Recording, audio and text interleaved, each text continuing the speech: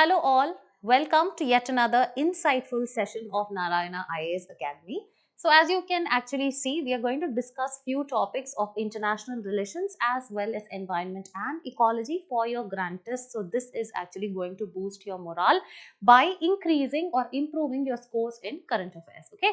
So here there are different topics that I've actually picked up from international relations ranging from OPEC plus what the organization is about, and also we'll be talking about Five Eye Alliance and so on. And with respect to environment and ecology, which forms a major part in your prelims examination, we'll be discussing about certain topics like Ramsar Convention, the Paris Protocol, the Regina document or the Regina protocol, etc. Okay, so here let us actually start with our discussion. The first topic that we will be dealing with is OPEC plus. Okay, so now let us understand why is it important to know this particular organization. See, organizations are a very important part of your international relations. Okay, and with respect to organizations, you will have direct questions with respect to its members and which member joined late, or which is the recent addition to this particular organization, which member left the organization, whether there was any kind of a convention or an agreement that was actually signed there, what has been India's part,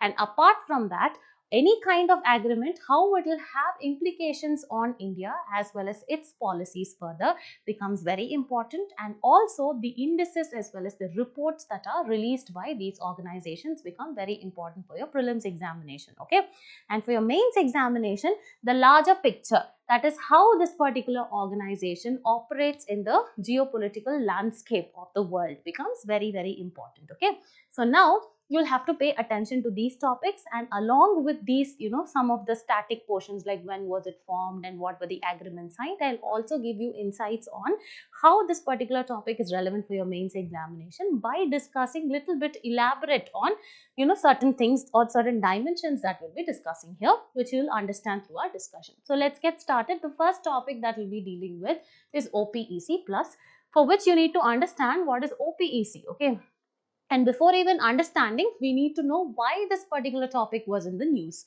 So why was this particular topic in the news is that the organization, OPEC stands for Organization of the Petroleum Exporting Countries. Okay, so this OPEC as well as its allies, that is its members, they have decided to extend its deep oil output cuts into 2025. So most of you might not understand what is the meaning of extend its deep oil output cuts.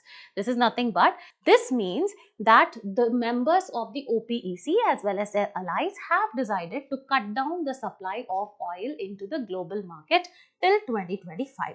Okay, so this threshold was earlier 2024, which now has become 2025. Now let us actually understand further on what do you mean by deep oil output cuts and what will be the implication. Why such a measure has been taken by the OPEC is what we'll have to understand. Okay, so moving forward, let us understand what this actually means. So more on the news, it actually talks about the deep oil cuts actually means that OPEC plus has decided to continue reducing the amount of oil they produce and they supply to the global market until the year 2025, which was initially set to expire by the year 2024, which we already discussed.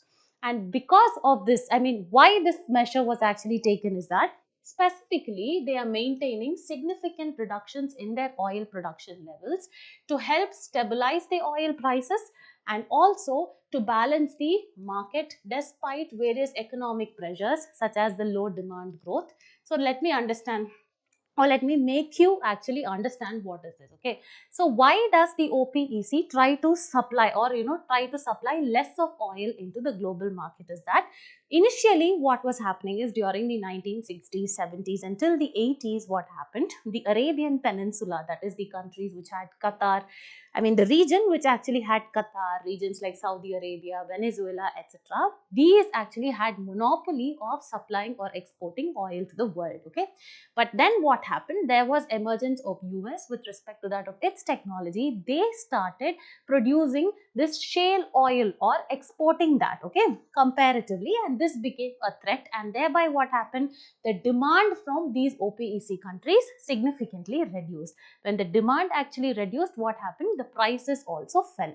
You need to understand when the demand and the supply actually does not match. When there's too much supply into the market but nobody is buying your product, then what happens? Ultimately, the price falls down, right? So this is what had happened. In order to maintain that, in order to actually compensate the demand growth, the high interest rates and the increased oil production from other countries like the United States, what happened? The OPEC has brought about this particular measure. By extending these cuts, they aim to prevent an oversupply of oil that could actually drive the prices down further and impact their economy negatively. This is nothing but, you need not have to be very scared of these kind of vocabulary, okay? You just have to relax and understand the concept. So by reducing the oil supply, what's going to happen? The price is going to be balanced. Then other things are going to be, compensated off, and so that their economy is not negatively affected. So this is what this particular point is actually talking about. Now moving forward, what is important for our examination perspective is to understand about OPEC plus as well as OPEC. Okay. So now let us understand what is OPEC. So OPEC is nothing but it is Organization of Petroleum Exporting Countries, because it has a number of countries that are exporting oil or petroleum. This is very, very important. So this is actually significant from the title itself. So it is nothing but a permanent intergovernmental organization, and this was created in the year 1960 by during the conference, that is Baghdad conference. And who were the founding members? Very, very important. It was Iran, it was Iraq, Kuwait, Saudi Arabia as well as Venezuela. So 5 founding members, very important: Iran, Iraq, Kuwait, Saudi Arabia as well as Venezuela. If you want, you can actually create any mnemonic that will make you, remember these countries well. So what was the objective of formation of this particular, organization? Was that it's to coordinate and to unify the petroleum policies of the member countries, and it aims to secure fair and stable prices for the producers of petroleum, ensure an efficient, economic and regular supply of petroleum to the consuming nations, and also at the same time guarantee a fair return on capital for those who are investing in the industry. This is nothing but they have actually formed this organization in order to keep the prices stable, in order to keep the profits actually same for the people who are actually investing in this petroleum industry. For that, this got formed. Okay. Now, who are the members of OPEC? Again, very, very important. I usually remember with respect to that of a mnemonic that I had created, that is nothing but aqua, whale, skin plus CG square.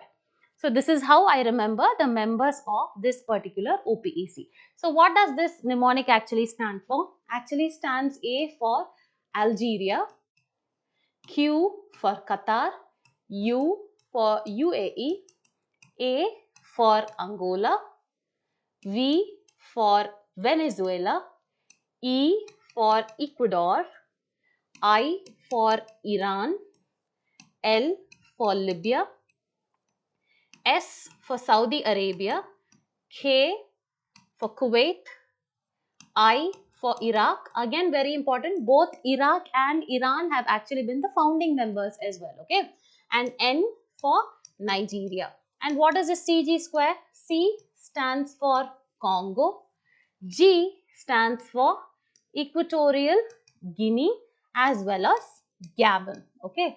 So these are the 15 members who are the members of this particular organization. So if you actually look at this particular, list, it's Algeria, Angola, etc., which we'll be able to better understand with respect to that of a map. Okay. So if you look at this particular map, these are the members of the OPEC respectively. So let's actually look into it. So if you look at this map, you have Ecuador here, you have Venezuela, Equatorial Guinea, Gabon, Angola, Republic of Congo, Nigeria, UAE, Qatar, Iran, Saudi Arabia, Iraq, Kuwait, Algeria as well as Libya. So here what did we use? It is nothing but aqua, whale, skin plus CG square. So these are the countries of OPEC.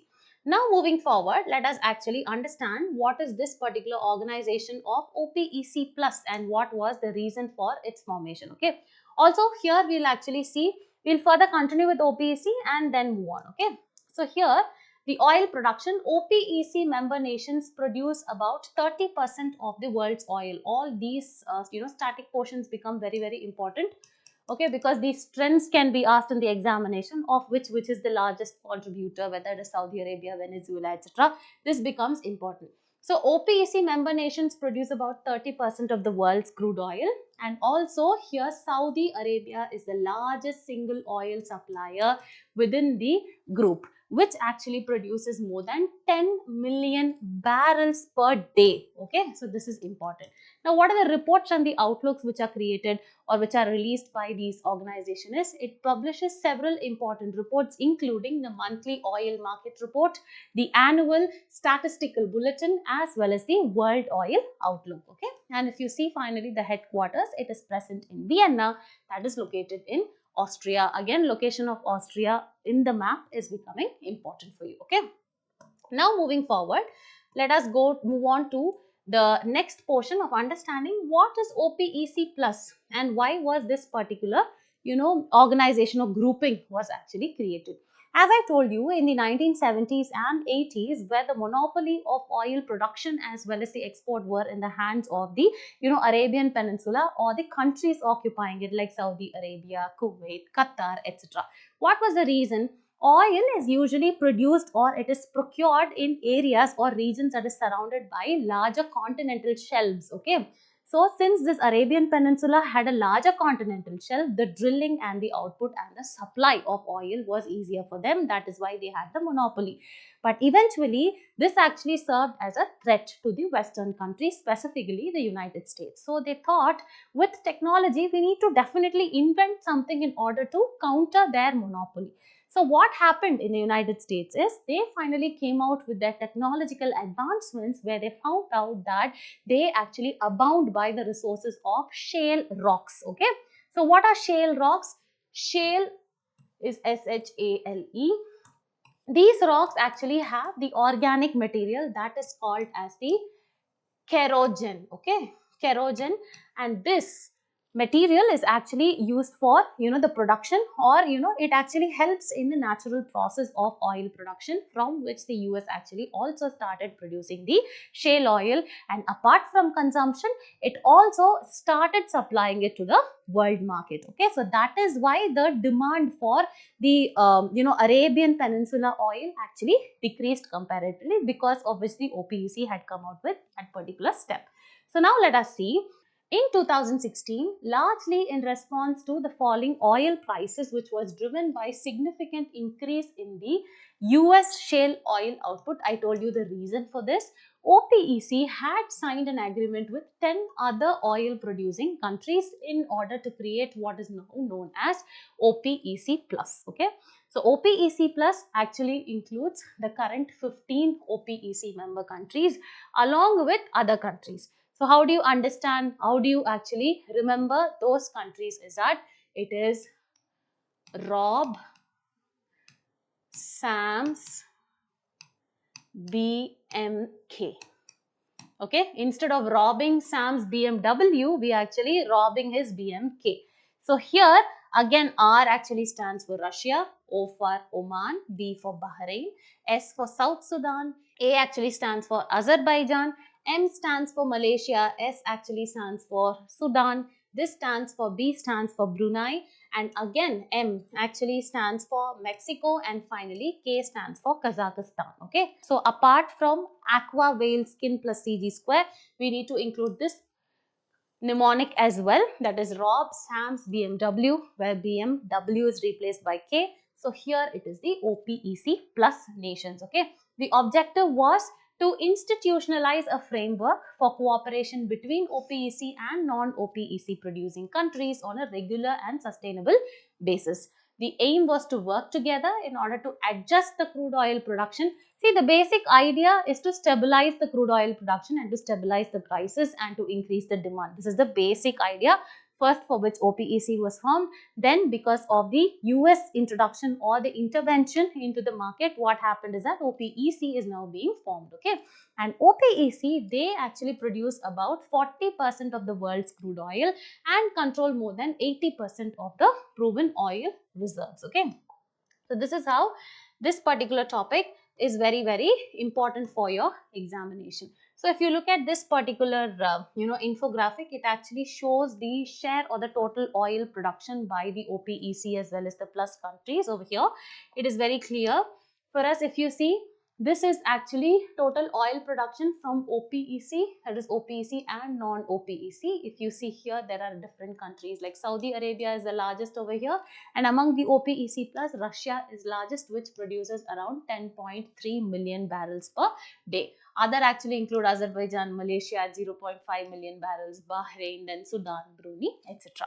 And this finally constitutes around 16.5 million barrels per day, which is not very important, and this constitutes around 30 million barrels per day. Yeah, with this we've actually come to the end of our first topic. So whenever you actually take up an international organization for your preparation, this is how you need to study. Rather than rote learning and memorizing what are the nations and all these things, what you have to understand is have a deeper understanding of what was the issue, what was the monopoly that was going on, in the beginning, why was OPEC formed, and then it was, the US that actually sprouted out as the shale oil producing country, because of which OPEC was also formed, which are OPEC plus was formed, which are the participant countries, which are the founding members. All these become important for both your prelims as well as your mains examination.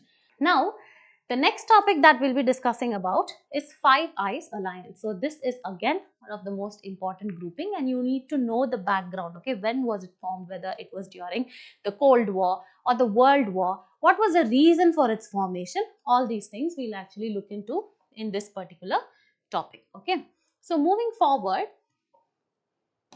let us see why this particular organization was actually in news first of all. Okay, so in a huge setback to Canada, New Zealand, which is a member of the Five Eye Alliance, questioned the Canadian Prime Minister's claims of a potential Indian link to the killing of a Khalistani, protester or an extremist. So here, this particular news is not important. However, this particular Five Eyes Alliance, that is this intelligence agency, becomes very, very important for your examination.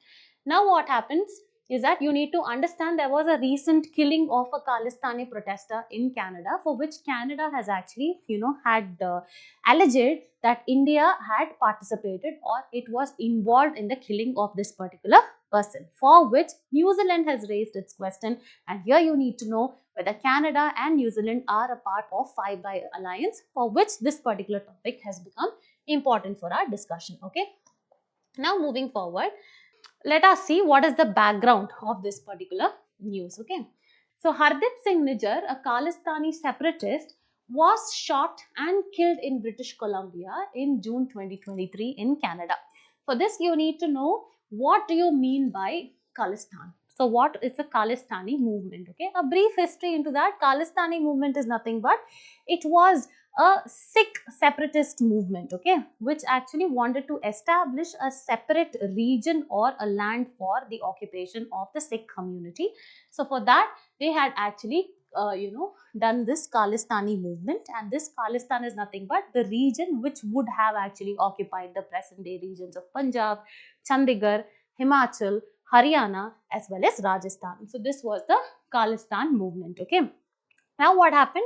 This Khalistan movement is very important because you need to understand how the Khalistani movement emerged during the pre-independence, okay, and what was the Gurudwara reform movement, that is the Akali movement, and you need to know after independence, that is post 1947 partition of India, what had actually happened and how this was actually silenced by India's mission under Operation Black Thunder, Operation Blue Star, assassination of Miss Indira Gandhi, all this becomes important for your understanding. So this is the Khalistani separatist movement, where they actually wanted a separate place or a region of occupation called as Khalistan for the Sikh community. So this was it.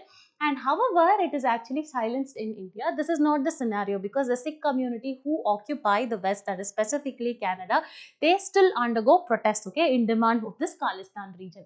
So here, this particular separatist was actually killed, because of which the Canadian Prime Minister, Mr. Trudeau, then alleged the Indian involvement in his assassination. And then that led to a diplomatic dispute between both the sides, that is India as well as Canada.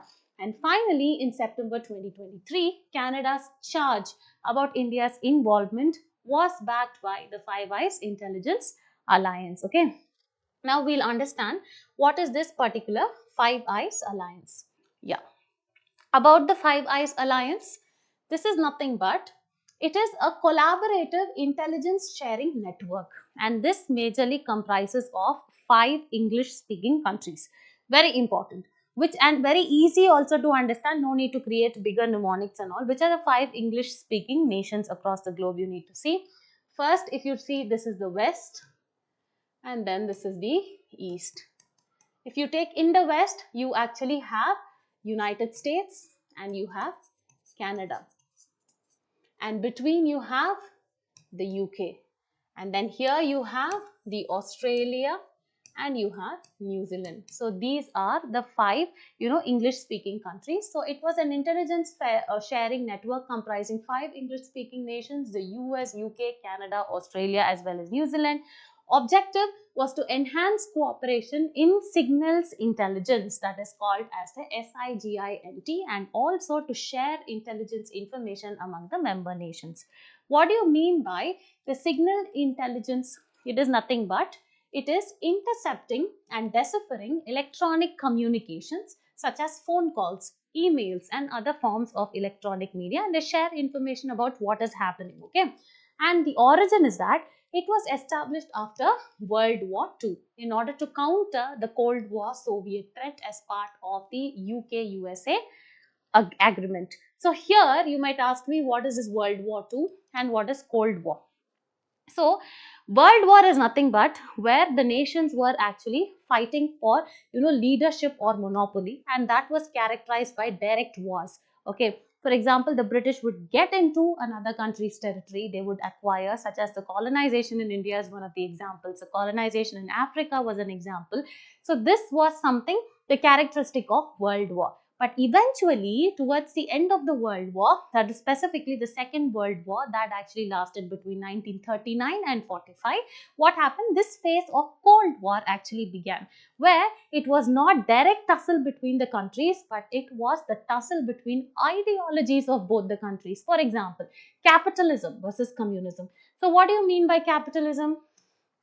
Capitalism is the ideology of the West, particularly the US. Whereas if you see, communism is the ideology of Russia. So these two actually were in a tussle with each other, and in order to spy on each other's activity, etc., because both of them actually started launching missions to space. There were rockets, there were intercontinental ballistic missiles, etc., in order to have hang or to have a spy on each other. What happened? This Five Eye Alliance actually got formed. Okay, so in order to counter the Cold War Soviet threat as part of UK-USA agreement, this is nothing but this agreement was signed in 1946. It's an agreement cooperation between the United Kingdom and the United States after the World War II in the year 1945. Okay, and the surveillance programs under these actually include PRISM, Tempora, X-Keyscore, State Room, Echelon as well as Muscular. Yeah. So here if you see, intelligence sharing agreements have also been now expanded beyond the Five Eyes also, because now you have the emergence of 9 eyes and you have 14 eyes. Okay. So we actually saw which are the Five Eyes, right?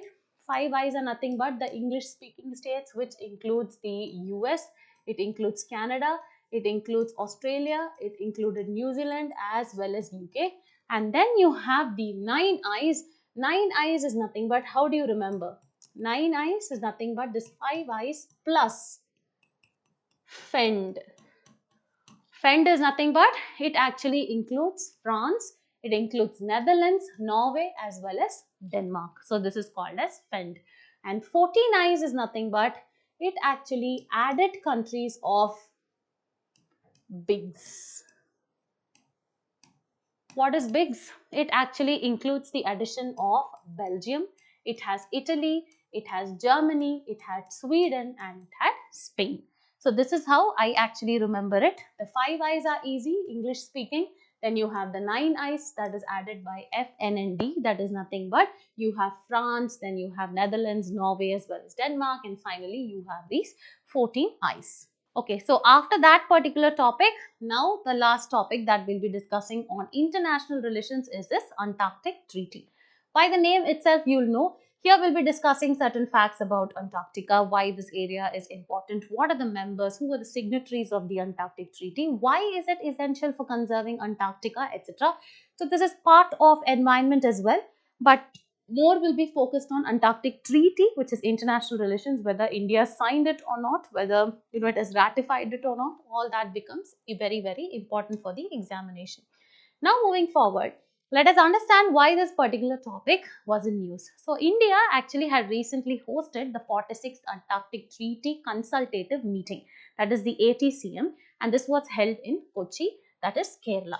So now moving forward, let us directly jump into this particular treaty that is dubbed as the Antarctic Treaty. When was this actually originated? It was actually signed in Washington in the year 1959. Very, very important.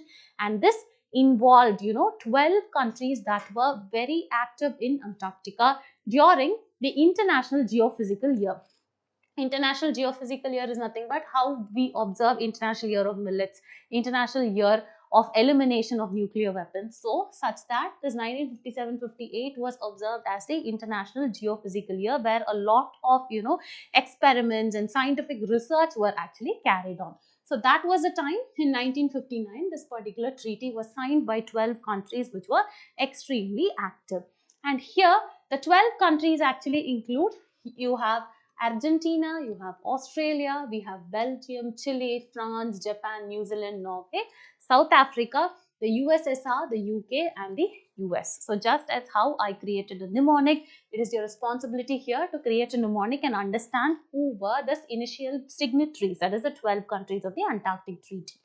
Now moving forward, the treaty entered into force after 2 years of signing, that is 1961, and since have been acceded to by many other nations, and currently if you see it has total number of 56 parties to this particular treaty. What are the objectives? It needs to establish a governance framework for Antarctica, very important, and in order to demilitarize Antarctica. Okay, so in order to demilitarize, there has to be no kind of nuclear warfare or military activity taking place there, in order to designate it as a zone which is free from nuclear tests and also any kind of radioactive waste disposal, and have to make sure that it is a global common and has to be used only for scientific and research purposes peacefully. That is why this particular Antarctic Treaty was actually signed.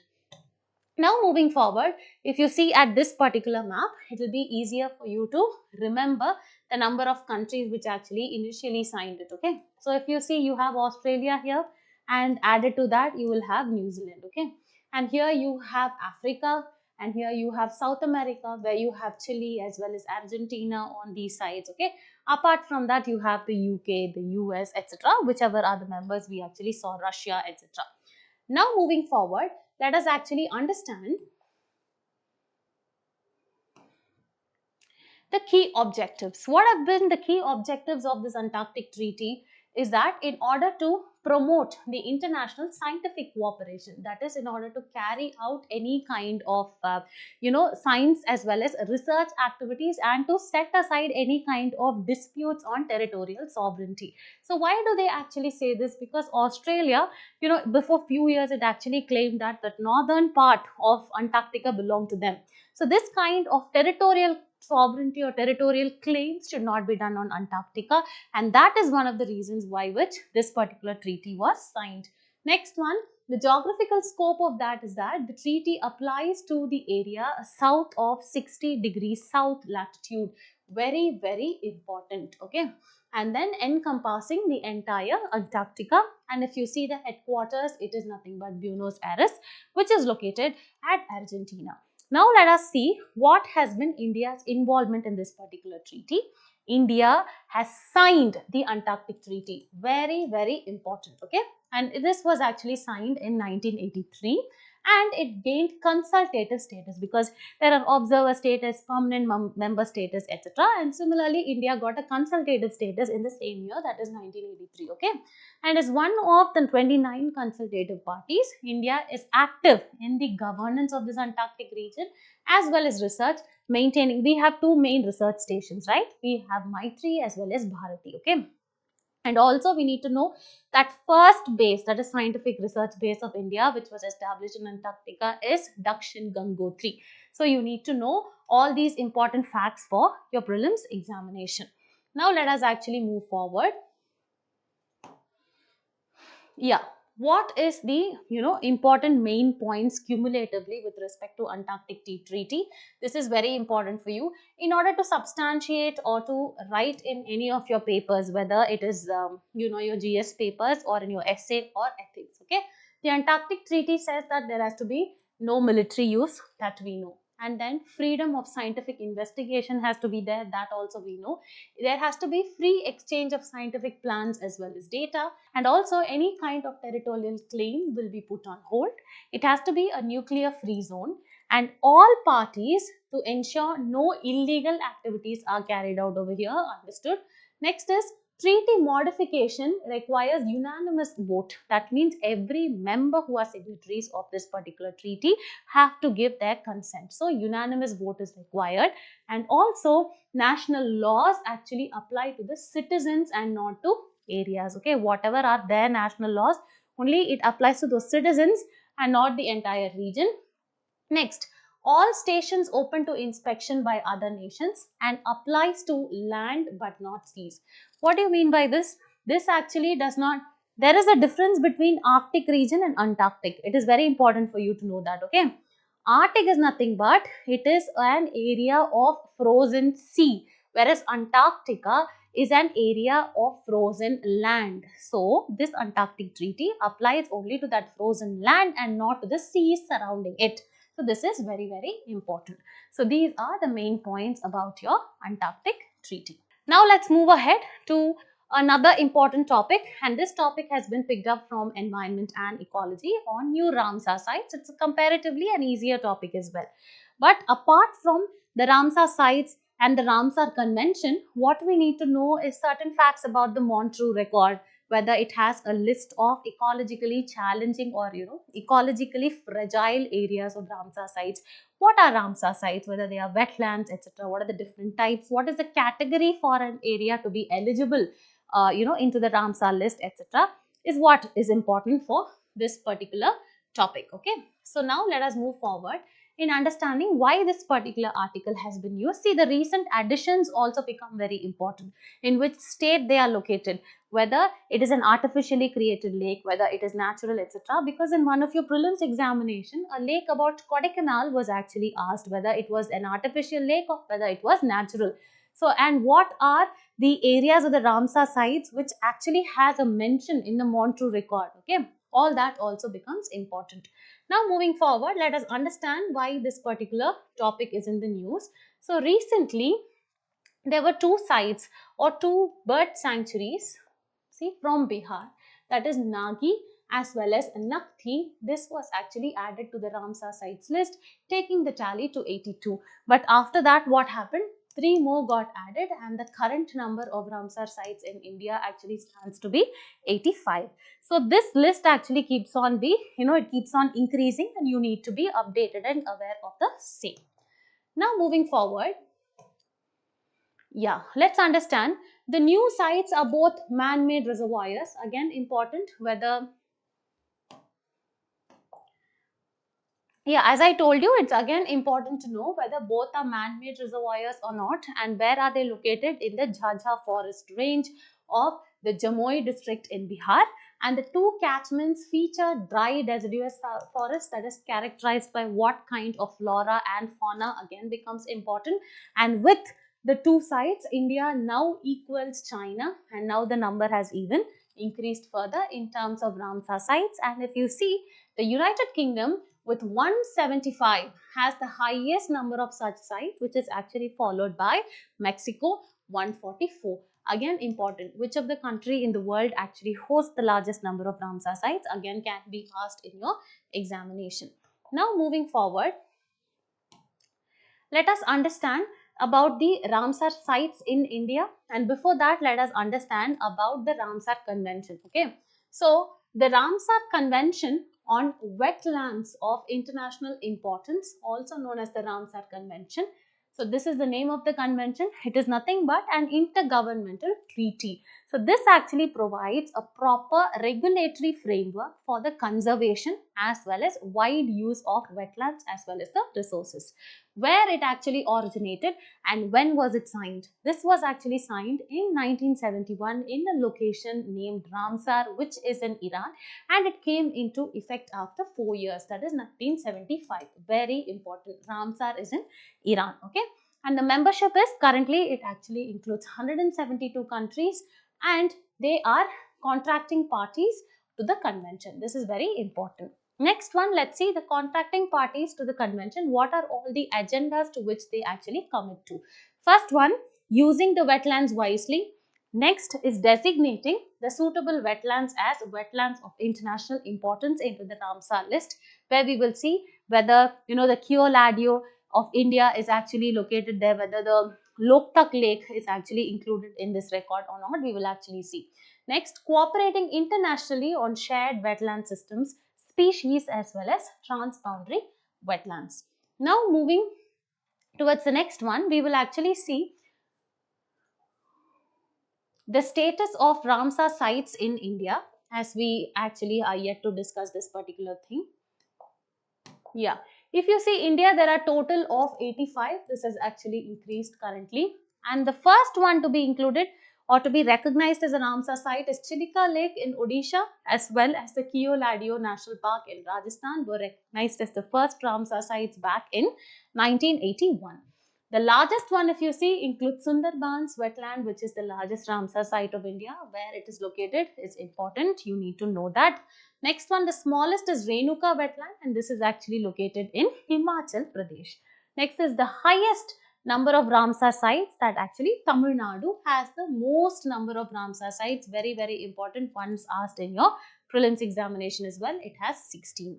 And according to the Wetland Conservation and Management Rules of 2017, the Indian government's definition of wetland does not include river channels.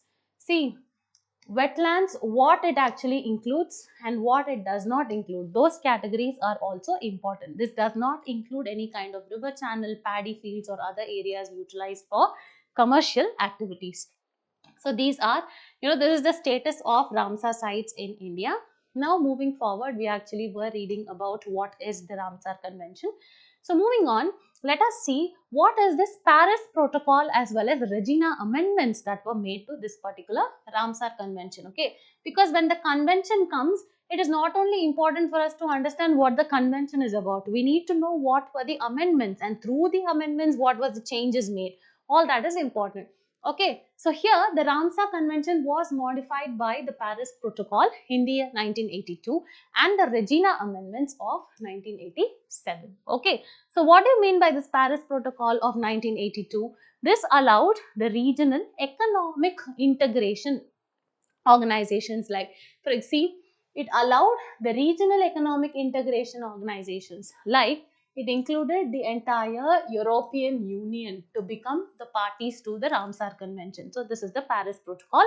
And moving forward, the Regina Amendments, that is 1987, it actually introduced procedures for amending the convention itself. Thereby, it added new Ramsar sites and holding regular meetings for the contracting parties. Whichever are the member, they have to hold regular meetings. So this is what is told over here. Next is, moving forward, the categories of Ramsar wetlands. So now this is also very important. Every eligibility criteria, every category, all that is important. So Ramsar wetlands Under the Ramsar Convention, a wide variety of natural as well as human-made habitat types. I told you, Ramsar does not only include, natural, it also includes man-made habitat types ranging from rivers to coral reefs can be classified as wetlands. What are wetlands? Wetlands actually include swamps, marshes, billabongs, lakes, salt marshes, mud flats, coral reefs, fens, peat bogs, etc., or bodies of water, whether they are natural or artificial, whether they are permanent or whether they are temporary. And also, water within these areas can be static, they can be stagnant, or they can be flowing also, they can be fresh, they can be brackish or saline, that is salt water, and can include inland rivers and coastal or marine water to a depth of 6 meters at low tide. So there are concepts called high tide and low tide, right? At low tide, they must actually have a depth of 6 meters, okay? And there are even underground wetlands which are actually located. Here it is your duty is to find out examples for each and to understand the topic and to keep yourself more updated and be ready for any kind of questions that can appear in the examination. Now moving forward, this is 5 major wetland types and this is how generally the wetlands are actually recognized. So let us see what are they. First one is actually marine, okay. So this includes the coastal wetlands including the coastal lagoons, the rocky shores, the seagrass beds as well as the coral reefs. Then you have the estuaries. Then we have the lacustrine deposits, that is wetlands which are associated with lakes. Moving on, we have the riverine where wetlands along the rivers and streams, and finally it is the palustrine which actually means marshy or marshes, swamps as well as bogs. Okay, so these are the general categories of wetlands over here. And now moving forward, let us actually quickly run through this particular concept of Montreux record. So what do you mean by Montreux record?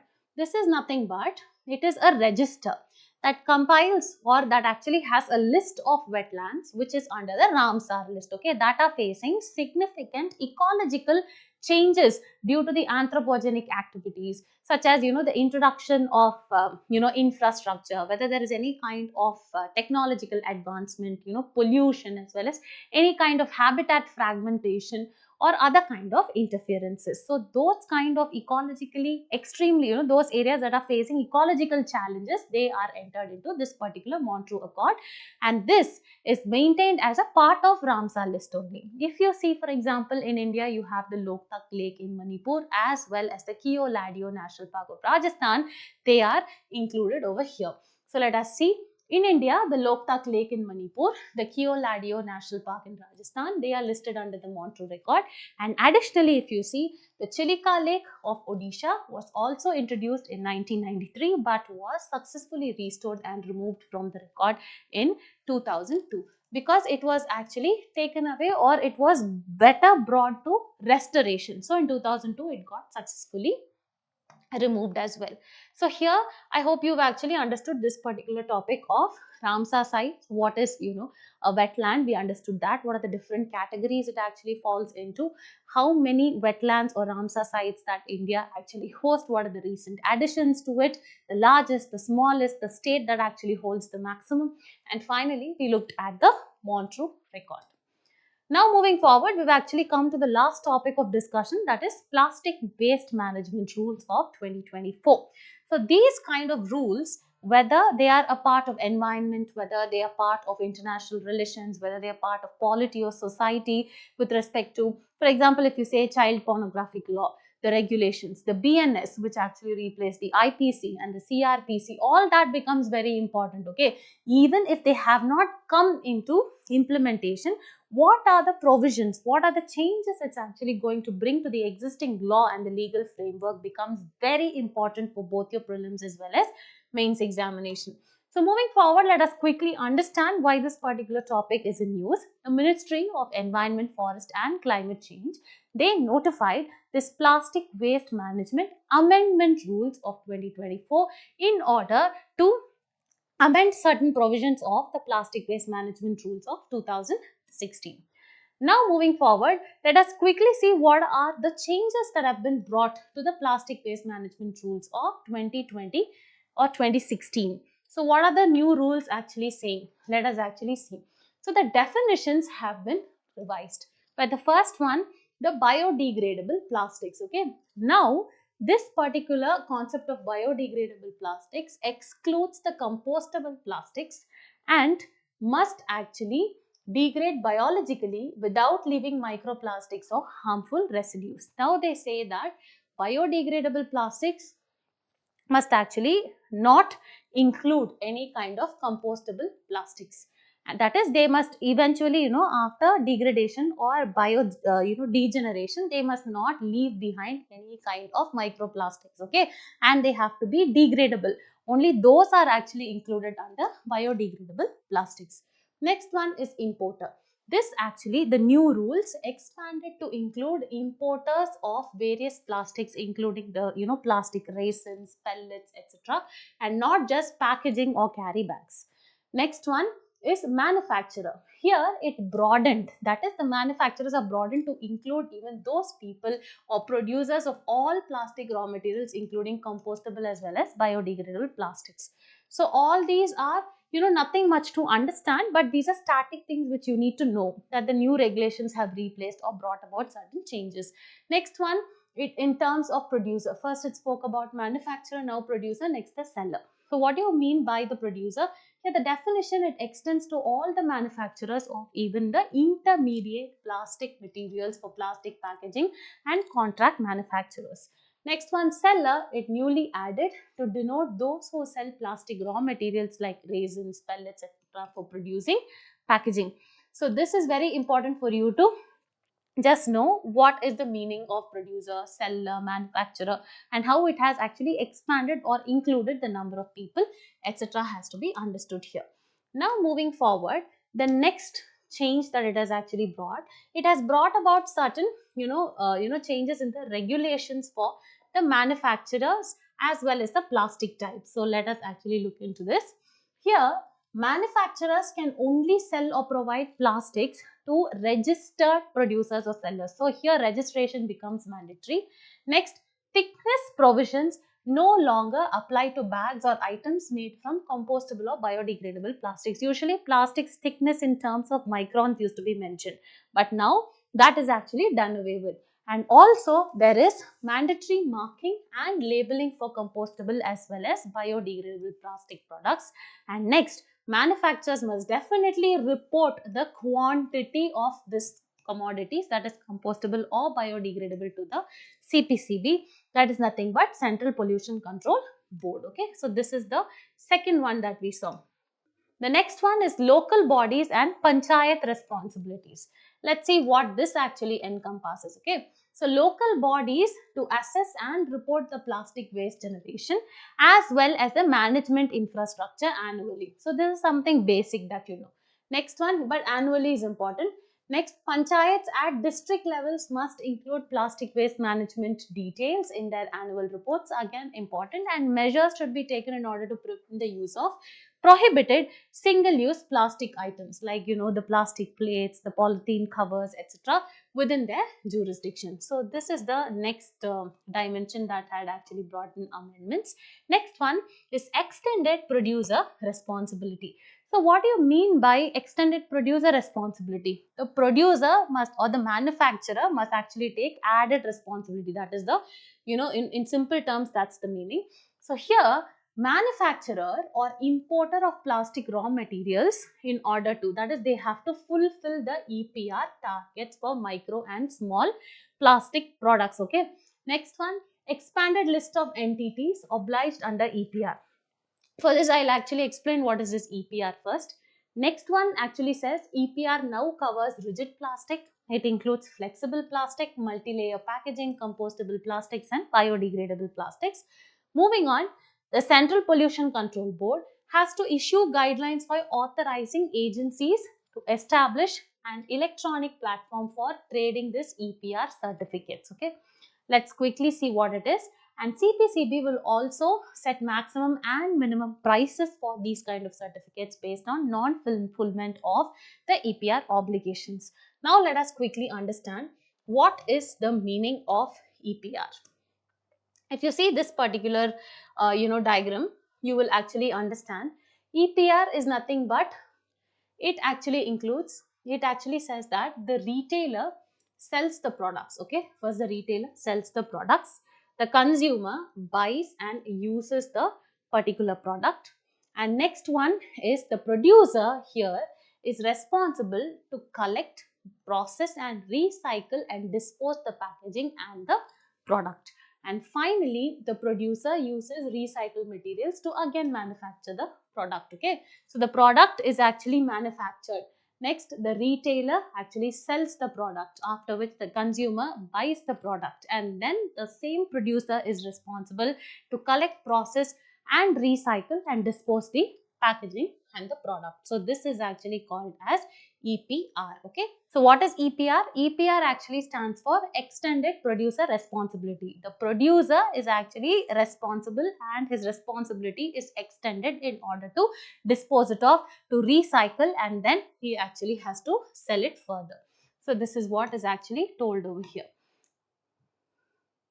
Next one is reporting and registration. How mandatory is reporting and registration? First we saw that the exporter itself must sell it only to a registered person, right? A registered consumer. So it says that new online reporting requirements for various stakeholders including manufacturers, importers and local bodies have been brought to place. And the last one is deemed registration. That is, you actually apply for the consent from the government in order for you to be registered. But in case beyond 30 days, if you do not have, then what happened? It is deemed, you are deemed to be registered. So deemed registration if not granted within 30 days of a complete application. So this also holds the government accountable. Okay, so these are actually the 5 important topics that we've actually discussed cumulatively from the sections of international relations as well as environment and ecology. So any kind of discussion actually needs a thorough understanding, and in case of lack of clarity or in lack of understanding of any particular topic so far that we have done, you can actually reach out to me or to our team and we'll be happy to help you. So all the best for your upcoming grand test and wishing you all the best, and until the next video, bye.